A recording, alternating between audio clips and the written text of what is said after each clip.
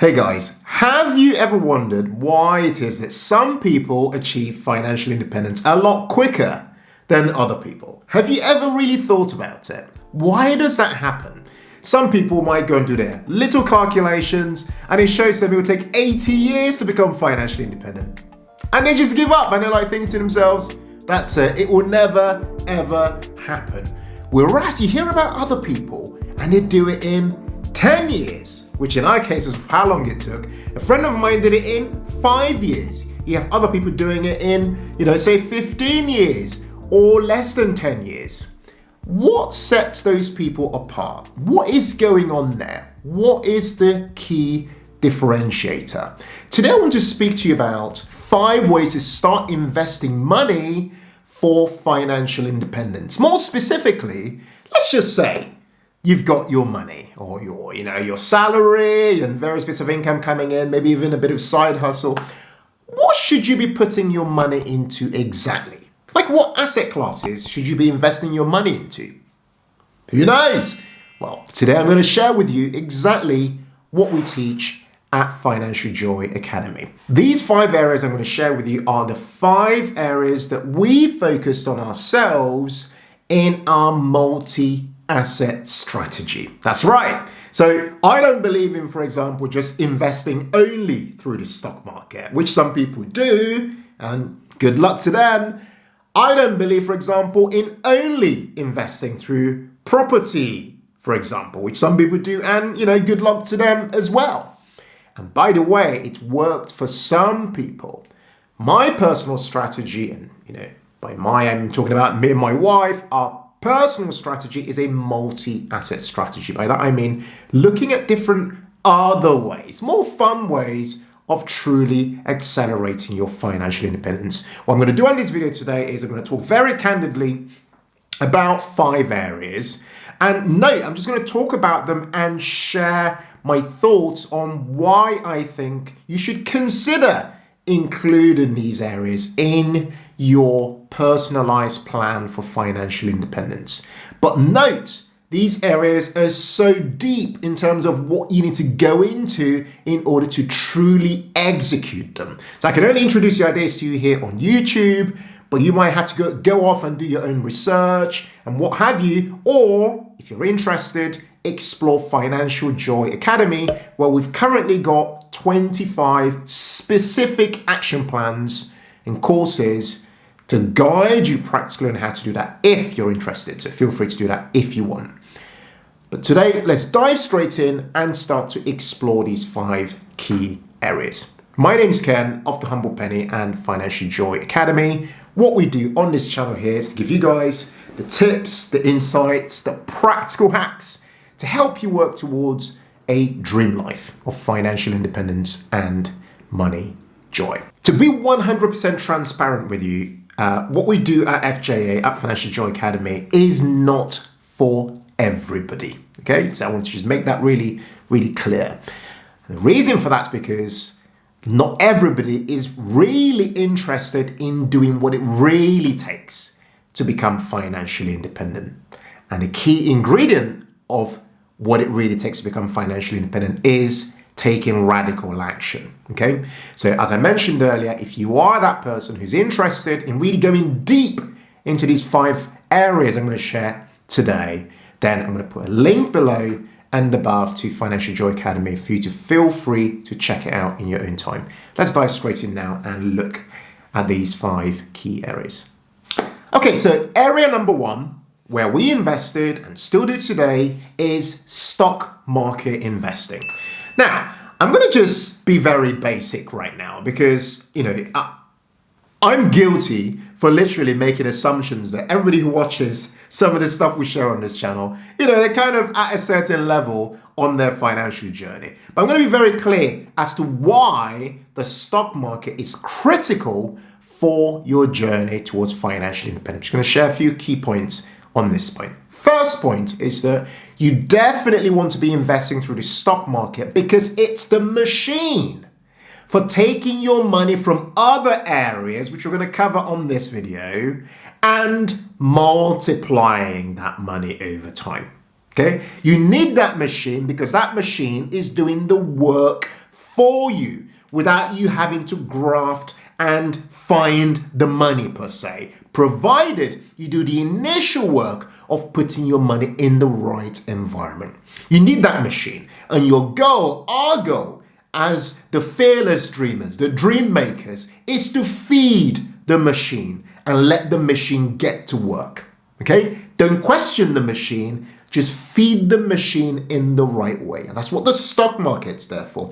It's there to give you and I, in personal finance terms, access to ongoing income, so by way of dividends, for example, and we'll let those dividends compound and grow over time. And the second thing is there to give us its capital appreciation. So we don't want our money to lie dormant, we want our money going up in value over time because we've exposed our money to sufficient risk in order for it to work for us and deliver a compelling above inflation return over time.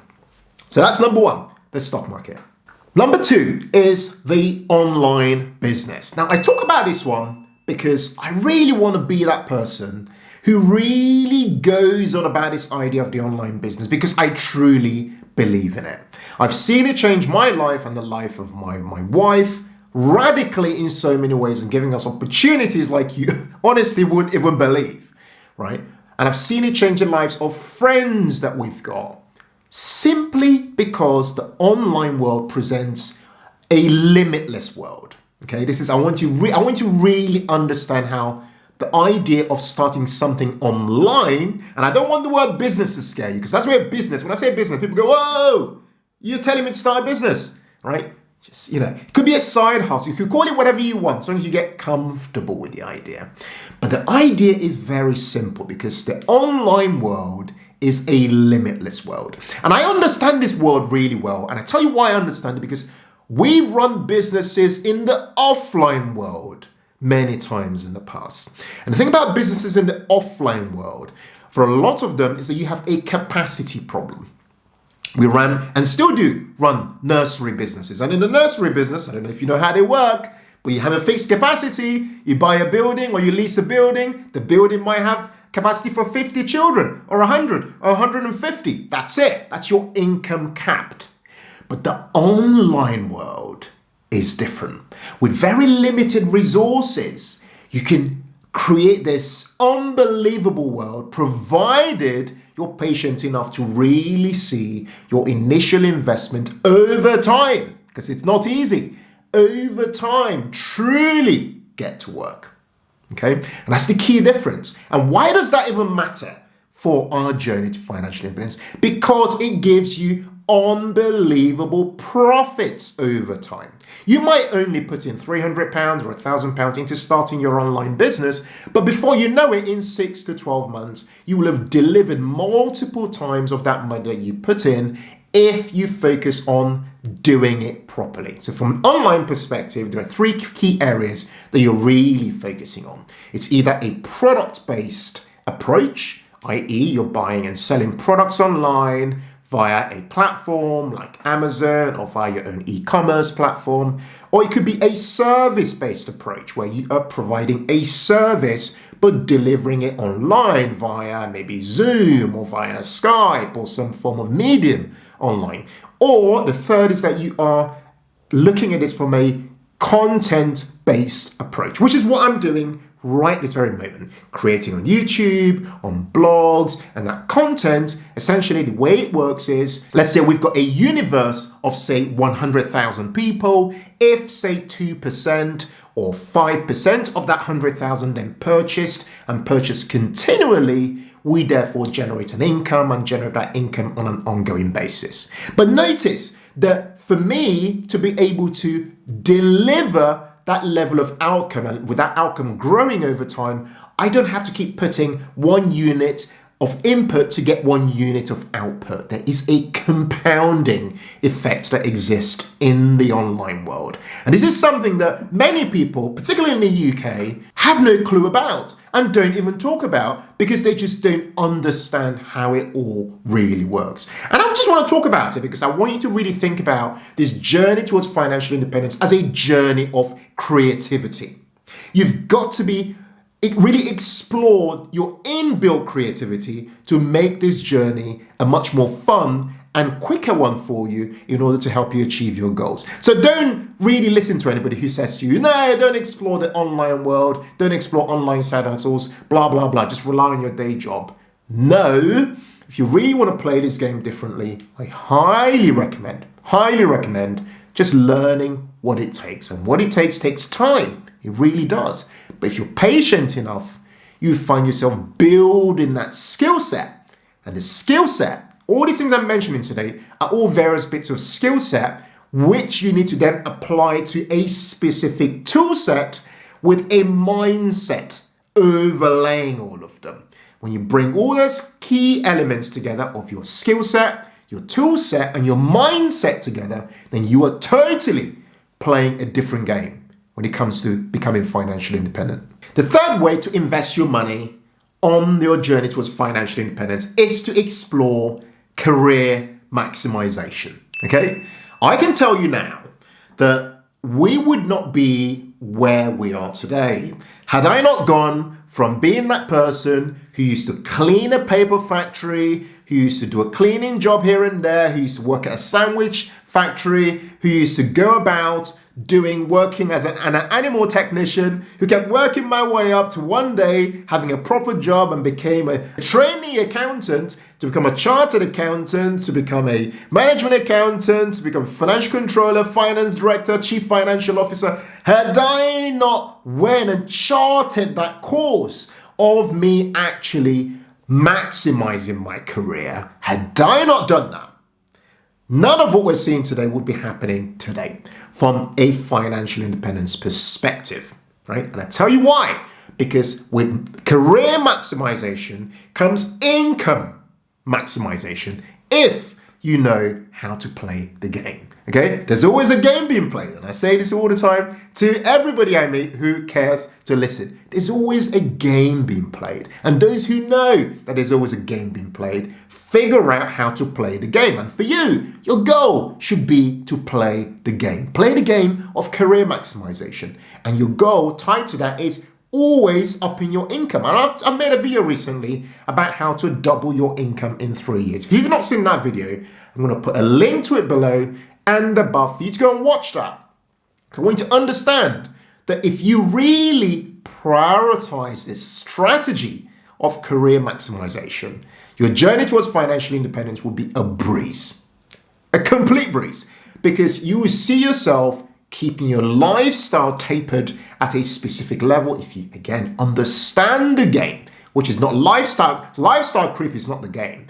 Keeping lifestyle simplification is the game. If you understand that with income maximization tied to career maximization, you find yourself building that necessary growing buffer that will help you accelerate your journey towards financial independence.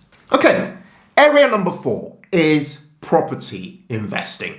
Now, I've got a bit of a love-hate relationship with property. I get it. I get the economics. Very similar to investing through the stock market. You get your capital appreciation. And of course, you get your income, your rental income. I get it. And there's also the attraction of the leverage because you're using other people's money. You're using the bank's money a lot of the time. I completely get that.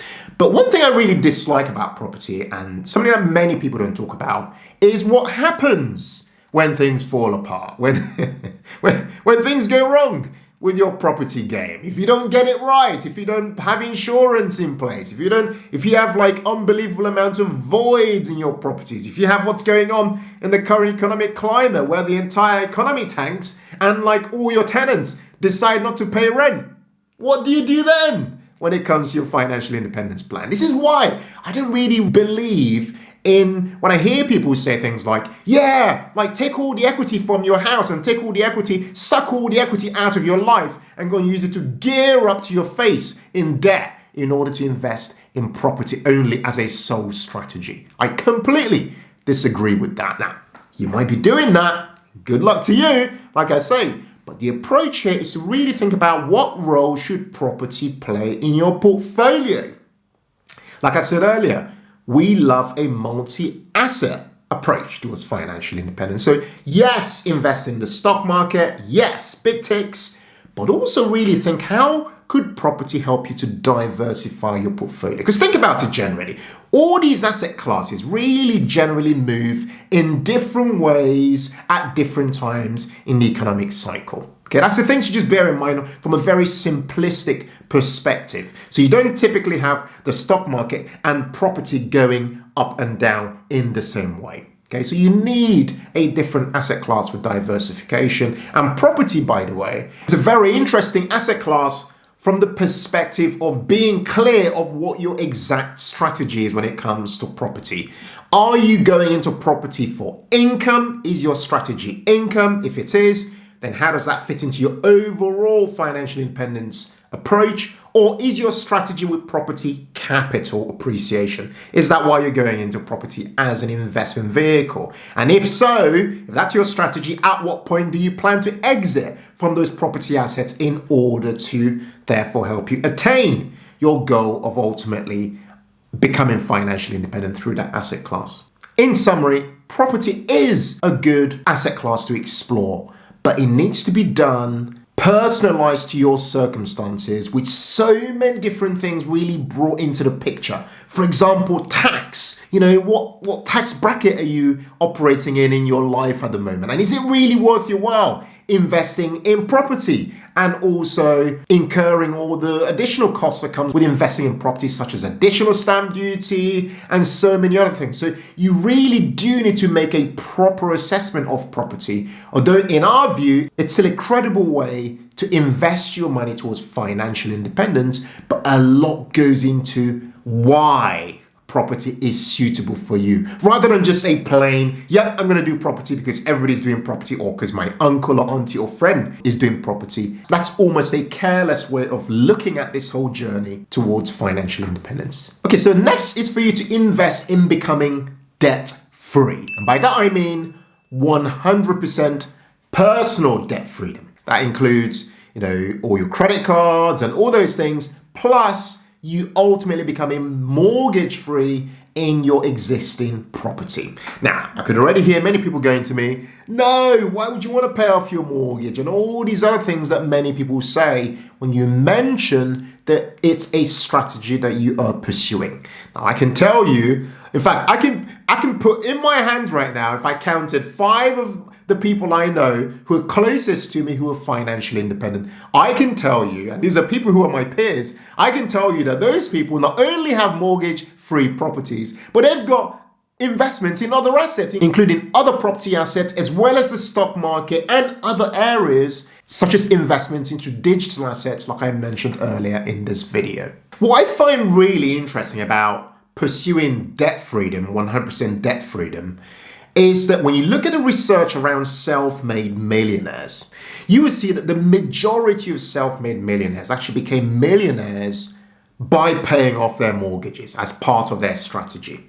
You will see that that's a big part of how they built up wealth over time. But like I said when I started this video, what you shouldn't do is have that as your sole strategy for financial independence. Combining that, for example, with stock market investing is a very smart thing to do, because you're essentially hedging your bets by paying off your home whilst also investing through the stock market.